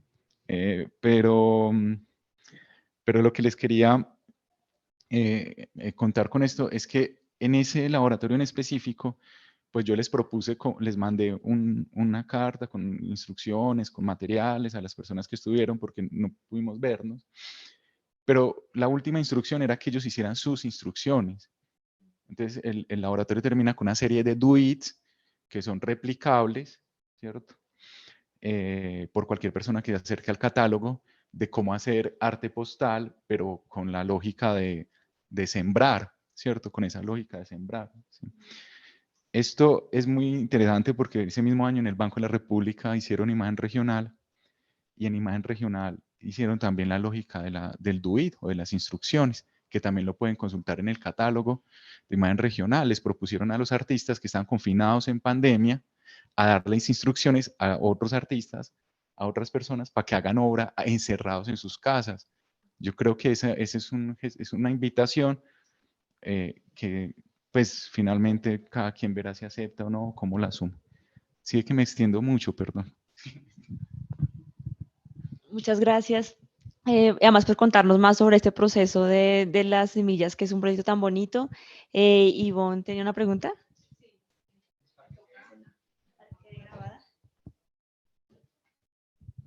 Bueno, un comentario y una pregunta. El comentario es que me hizo pensar mucho, me hicieron pensar ambos mucho sobre qué significa pertenecer a un territorio, ¿no? A mí me pasa mucho acá y a veces yo no sé si, a veces lo tomo como con una mirada como, y por qué me pregunta eso tan antipático, o a veces lo digo, pues es normal que todo el mundo pregunte eso, y es que todo el mundo me pregunta, ¿usted de dónde es? ¿Mm? Entonces, ¿y tú de dónde eres? ¿Y tú de dónde eres? ¿Y tú de dónde eres? Entonces yo digo, ¿será que de donde yo soy sí, influye algo en mi presencia en el territorio, etcétera? Y en estos tiempos pensando en Colombia como un país expulsor todo el tiempo de gente, somos unos migrantes eternos e históricos en todo lado, ese de dónde somos, etcétera. Y cuando digo que soy de Bogotá, algunas caras confirman mi sospecha de que como que es de Bogotá. Otras pues que muy chévere, etcétera, o sea, no vamos a generalizar. Pero me pregunto mucho el de pertenecer a un territorio y el de la posibilidad de ser o hacer por otro territorio que de pronto no es el tuyo. A mí me pasa que tuve mis distancias con Bogotá y ahora cada vez que vuelvo a Bogotá, siento un profundo amor y como una reconciliación divina, y quizás Manizales me regaló eso a mí también, el querer y reconocer ese lugar donde nací. Pero también estar aquí me siento profundamente manizaleña, profundamente caldense, profundamente con ganas de hacer cosas por este territorio. Entonces es como una dualidad todo el tiempo, pero es una dualidad que yo siquiera no me lo pregunto, sino que todo el mundo como que me recuerda que no soy de acá. Y muchas veces yo fui migrante en España me pasaba lo mismo. Mucha gente le recuerda a uno es que usted no es de acá, ¿sí? Y como que usted no podría hacer algo por acá porque usted no es de acá. Entonces, a ambos me parece que pues Pedro no es de acá.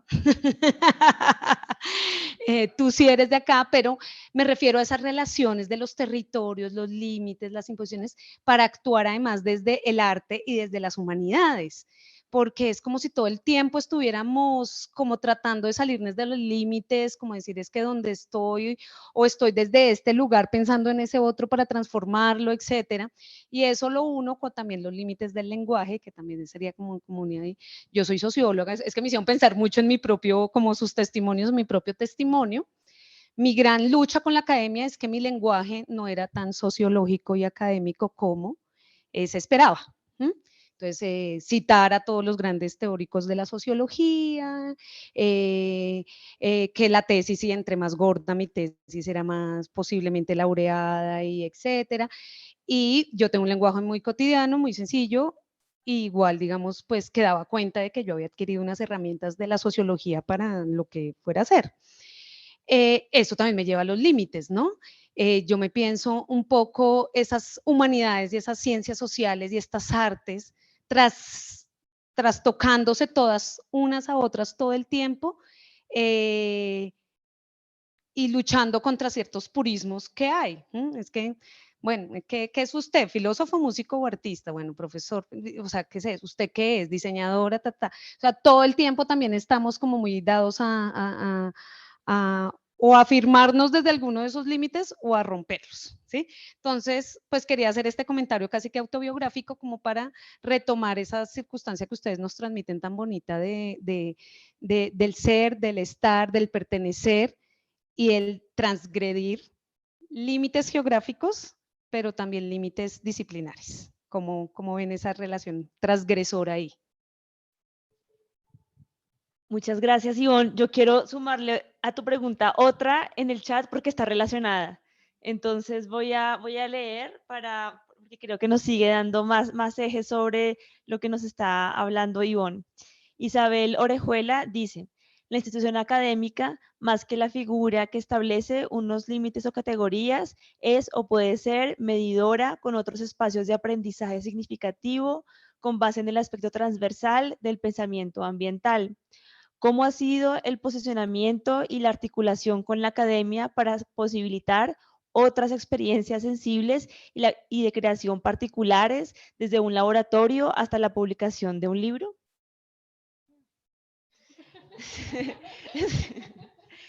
Sí, sumar a una pregunta.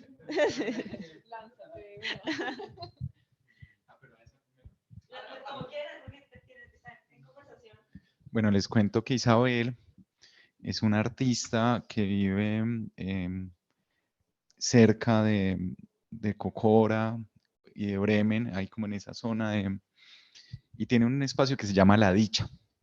Y La Dicha es su casita que ha hecho las paredes con tierra y en donde pues invita a la gente a hacer como talleres de grabados, como una ecoaldea artística, ¿cierto? Y claro que su pregunta pues gana un montón de importancia si tenemos este dato, porque la apuesta de vida de Isabel es crear como una especie de escuela ambiental al margen pues de la institución universitaria o cosas por el estilo, ¿no? También hay unos espacios, por ejemplo, Unitierra, acá en la galería que funciona, es una universidad sin títulos, ¿verdad? O sea, la gente va y conversa.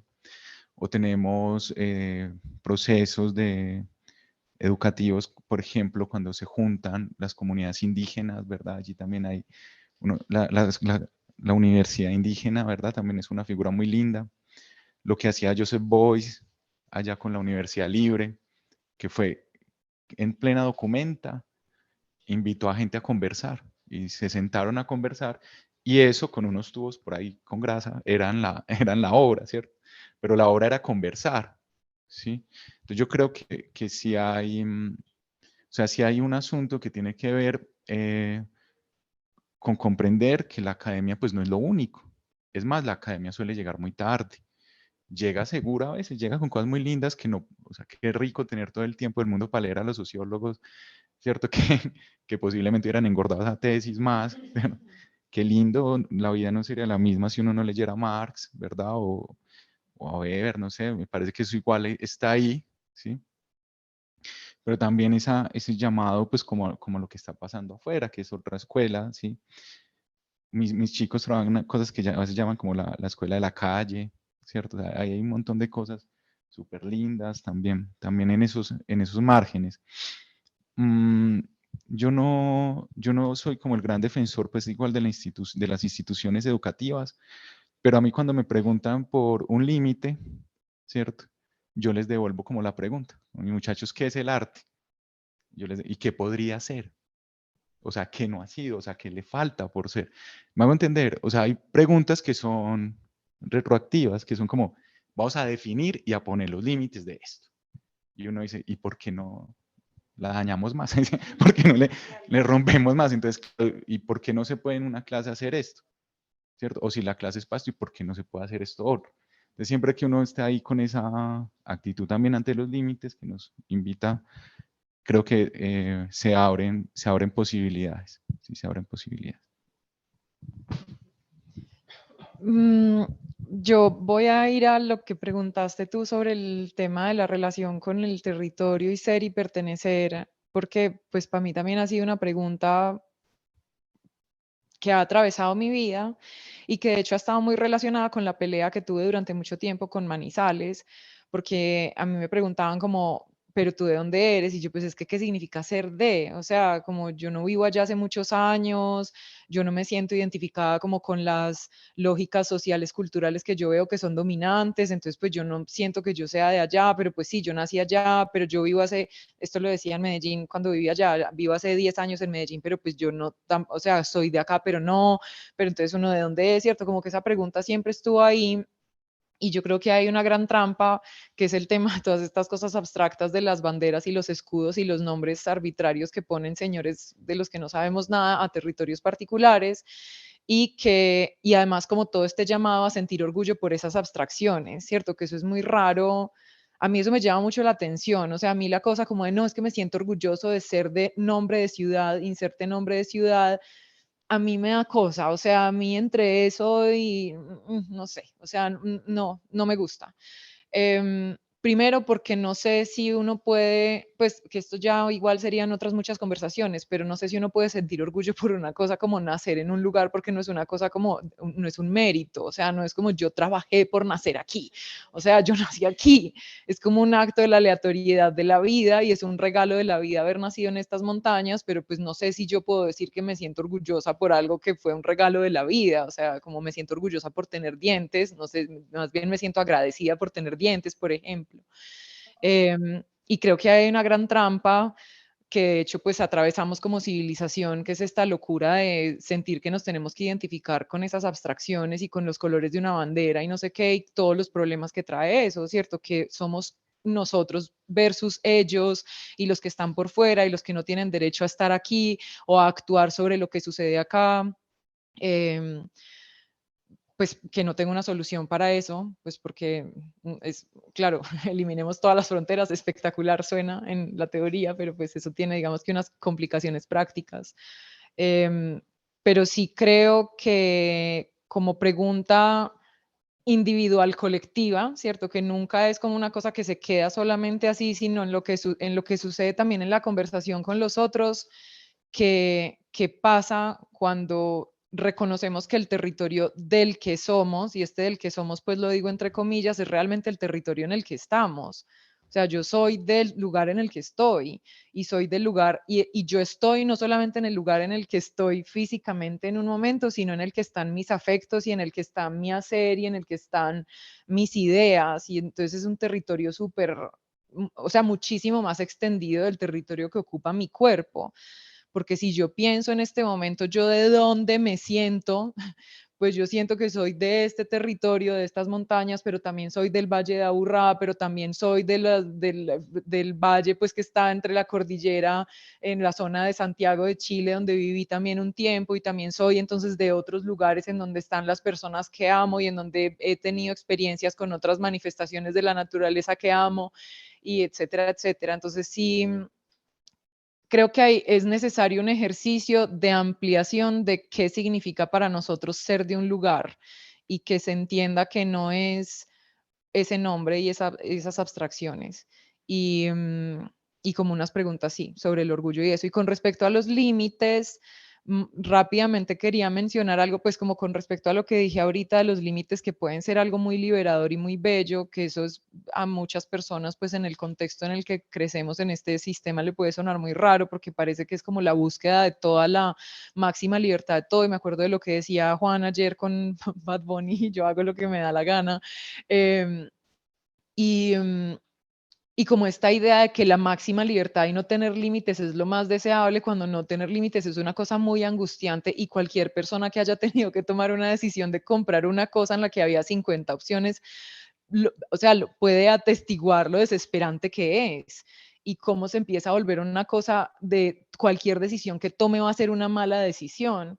Y esto pues no me lo estoy inventando yo, estaba todo el rato tratando de acordarme de un psicólogo que habla de esto, y lo acuña pues como el concepto de la parálisis de la elección, que es algo que además atraviesa mucho la experiencia de quienes formamos parte de esta civilización, que es estar todo el tiempo angustiados por tener que decidir entre una aparente infinidad de opciones y de no tener límites, que además generan el horror de esta civilización, que es de creer que no hay límites en las posibilidades de la Tierra de dar esos recursos que permiten esas cosas que queremos consumir sin límites. Entonces, ¿cuánta libertad hay en reconocer que nada es infinito?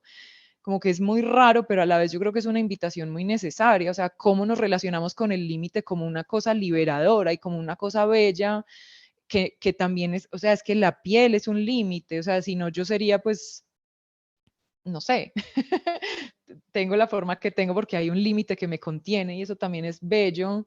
Y tal vez la pregunta sobre los límites es pensar como sobre de esos límites, ¿cierto? Cómo la misma naturaleza y la vida nos enseña sobre los límites, en cómo a veces funcionan de una manera, a veces cómo se comportan de otra, a veces cuando necesitan ser más permeables, menos permeables, pero ahí están, ¿cierto? Dándole forma a lo que existe y a nuestra relación con lo otro que existe. Y creo que eso aplica pues también para lo que hacemos, pues como repensarnos esos límites como algo también más permeable. Bueno, gracias, Vic. Bueno, muchas gracias, porque también esto conecta con algunos textos de la profe Patricia que leíamos para ayer sobre de reencantar el mundo, pensar también en los límites del capitalismo, ¿no? Y los límites del concepto de libertad, y respecto a, bueno, hago lo que se me da la gana como si fuera un sujeto como autocontenido o no dependiente, y pues no. Bueno, la pertenencia también como una pregunta nos ayuda a pensar como esa relación con los distintos como seres. Voy a recoger dos preguntas que tenemos antes de cerrar el... Bueno, 5, sí, ya. Bueno, vamos a agradecerle mucho a Pedro por su compañía. Y pues yo creo que podemos despedirnos de Pedro y recoger las preguntas para cerrar este conversatorio, y luego tenemos otro. Entonces, sí, vamos a seguir teniendo tiempo para conversar, no se preocupen, eso sí. Bueno, no, quiero agradecer mucho a Pedro por compartirnos su trabajo, por acompañarnos acá. También, pues hay mucho que reflexionar en su práctica, respecto a la interdisciplinaridad, respecto a la forma de crear colectiva, respecto a los temas que nos dejó. Entonces, pues muchas gracias, Pedro. Y además te quiero agradecer también a tu institución, a la Universidad de Caldas, que también apoyó este encuentro junto con el Banco de la República, y hizo parte de los aliados que hicieron esto posible. Entonces, muchas gracias por estar aquí. Bueno, no, muchas gracias también, Carolina, Mariana. Qué bueno conocerte, conocerlas. Sí, quería pues como agradecerles por estar en este espacio. Creo que ahora viene la conversación con Patricia y bueno, y también va a estar y con Juan y María. Entonces, las preguntas no necesariamente van a quedar como inconclusas, pueden reformularlas, que probablemente las respondan mejor que yo otras personas. Y ya, bueno, no, pues muchas gracias de verdad por este espacio, qué importante que se dé. Y hay algo que yo quería decir, es que uno a veces se siente, a pesar de que está muy acompañado por la gente de acá o por sus muchachos, ¿cierto? Los estudiantes, uno siente que esos esfuerzos son muy aislados. Claro, o sea, finalmente lo que se hace en el pueblito, ¿sí? Es como, hay que decirlo así, ¿verdad? Y yo tomé la decisión, yo le voy a dedicar mi vida pues como al pueblito, que es lo que yo podría estar pues como en otros lugares. Y, y cómo es de fuerte que la propuesta que están haciendo ustedes con estos eventos, de poder conectar cosas tan distantes, ¿cierto? Yo no hubiera podido conocer, por ejemplo, a Mariana, o no podrían, qué sé yo, escuchar a las personas que van a escuchar a ustedes ahora. Entonces, pues eso es algo que también quiero agradecer. No sé si orgulloso porque, pero tirando, muchas gracias. Muchas gracias, Pedro.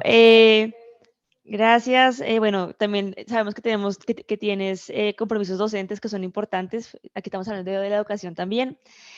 Bueno, entonces lo que voy a hacer es, vamos a recoger las preguntas, las escuchamos, respondes las que quieras y las demás quedan en el aire porque la conversación sigue. Entonces, para tenerlas ahí y que las personas también sientan nuestra escucha. Nos mandan saludos desde Ecuador, Amaranta.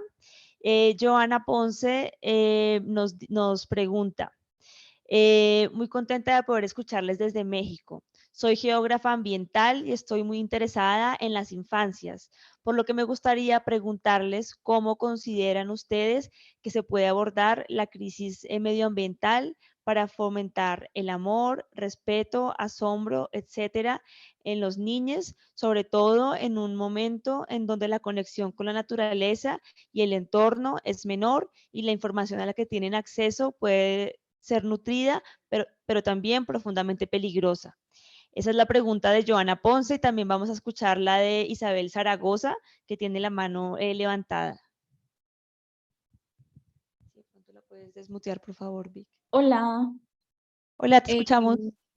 Bueno, en realidad no era una pregunta, era algo así como un comentario, porque estaban justo hablando como de esta identificación casi a la fuerza con estos símbolos nacionales, que suele ser extraña, pero justo este semestre yo tomé una clase de como escenario regional de Medio Oriente y ha sido mi clase favorita, yo creo que en bastante tiempo, pero pues creo que el aprendizaje es que las personas que vivían en este territorio que es como lo que ahora es Palestina y, bueno, e Israel, justo cuando se inició esta ocupación sionista de los judíos de Europa, pues ellos fue como de, bueno, hagamos propiedades y nos juntamos, hacemos colectivos. Y la profesora nos los contaba como tan real en el sentido de, pues es que las tribus beduinas que existían ahí se movían por todo el territorio y no era como que tenían una propiedad. Entonces, cuando alguien les decía, no, es que sí, tienes que como organizarte para que tengas un pedazo de tierra tú, y ellos decían como, pero ¿y eso qué es? O sea, ¿cómo nos vamos a apropiar de un pedazo si es de todos la tierra? O sea, al final de cuentas no es de nadie, como en ese sentido como muy posesivo. Y se me hacía bellísimo porque yo más pequeña había querido explorarlo, pero no había tenido las herramientas de. Y pues ahora como encontrando un poco más de pues este daño que ha hecho el orientalismo de una visión como muy lejana y separada del otro. También esto de que en el Islam, por ejemplo, se representa con plantas o con la naturaleza, la presencia de Dios porque está en todos lados, se me hizo igual una cosa muy, muy bonita de que no está encapsulado en algo precisamente. Y eso es todo. Gracias. Gracias, Isabel. Bueno, voy a ir a la pregunta de los niños, que yo, a ver, no creo, no, yo no creo tener la respuesta, pero lo que quería comentar es algo que, a ver, organizo mis ideas. Algo que me ha llamado la atención en torno a preguntas que he recibido, pues, durante los años de mi acercamiento a este tema, muchas personas, que no digo que sea el caso de la persona que formuló la pregunta, sino que lo traigo pues como a colación en contexto de esta conversación, que surge muchas veces esa pregunta como de, bueno, no, lo más importante es educar a los niños, porque es que son el futuro, y entonces, ¿cómo vamos a educar a los niños? Y por supuesto, es una pregunta importante, pero yo creo que hay una pregunta muy, muy urgente de cómo vamos a educar a los adultos, porque es que los adultos somos los que estamos tomando las decisiones y somos los que estamos dándole forma a esa experiencia que tienen los niños. Y pues es como, bueno, vamos a enfocarnos en los niños porque son el futuro y con los adultos no hacemos nada y pues los niños podrán crecer con toda la sensibilidad que quieran, pero ¿a dónde van a llegar si los adultos que son los que están haciendo todo en este momento no están teniendo esa relación significativa con el resto del mundo viviente? Entonces yo creo que se podría, a ver, en un contexto tal vez ideal, pensaría que los niños van a aprender eso de su relación con adultos que lo están practicando, con lo cual la pregunta vuelve a ser sobre los adultos. Además, porque los niños, por lo menos en mi experiencia con los niños cercanos a mi vida y pues en mis propios recuerdos de mi infancia, eso lo tienen por naturaleza. O sea, nosotros nacemos animistas, básicamente. Yo creo que todos han tenido la experiencia de cuando estaban niños, ver, no sé, pensar en un peluche al que no quieren dejar solo y entonces lo acompañan de otro. Es como que pesar que no se quede solo en esta esquina, o estos zapatos se van a poner tristes porque no me los pongo, ¿cierto? Como la capacidad de reconocer que hay vida en todo. Eso no es algo que hay que forzarle a los niños, ¿cierto? No es que hay que ir a decirles como, mira, todo está vivo. Al contrario, este sistema hace un esfuerzo muy organizado por convencernos de que no todo está vivo y de que la vida, la válida, la importante, realmente está encerrada en unos cuerpos particulares que ni siquiera son los cuerpos humanos en general, sino unos cuerpos en particular por encima de otros. Entonces, sí, o sea, como que no tengo la respuesta para esa pregunta, sino que quería como responder un poco con esta otra pregunta, y es, ¿qué hacemos con los adultos? Porque creo que es incluso más difícil en el sentido en el que cuanto más adulto se es, por lo general, más amigo se ha vuelto uno de sus hábitos de pensamiento y de sus hábitos del hacer, con lo cual cuando se le plantean a uno prácticas distintas, a veces se le empieza a hacer más difícil. Es como, no, pero es que yo ya he hecho esto toda la vida. Y ahí es donde creo que hay un gran desafío, además un desafío muy bonito, porque lo conecto también con una conversación que tuvimos hace relativamente poco en otro encuentro que hubo acá en Manizales, y alguien decía como, no, es que yo siento que con los adultos ya no hay nada que hacer, ¿cierto? Como que ya este dicho, además, pues que cuestionable por tantas cosas distintas como el loro viejo no aprende a hablar.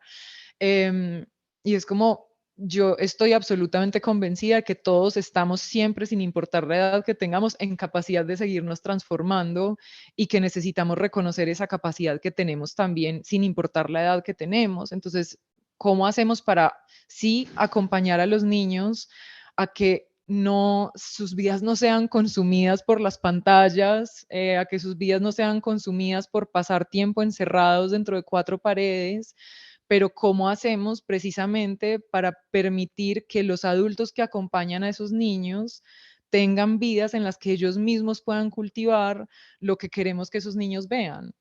Porque no puede estar el adulto sentado en un lugar encerrado sin tocar el pasto y las plantas y los otros seres vivos hace yo no sé cuánto tiempo diciéndole a los niños, no, es que usted tiene que salir porque usted es el futuro, vaya, relaciónese con los otros animales, ¿cierto? Entonces, sí, creo que, y mucho de lo que atraviesa mi pregunta por yo qué hago y qué quiero compartir con otras personas es eso, es cómo hacemos los adultos para aprender a relacionarnos de otra manera con la vida y con, pues sí, como con los ecosistemas de los que somos parte.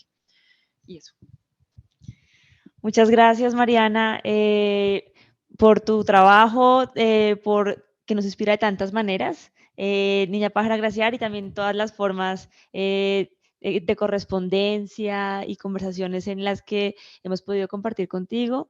Gracias por estar aquí con nosotros. Gracias a todos quienes están aquí acompañándonos, a quienes están virtualmente.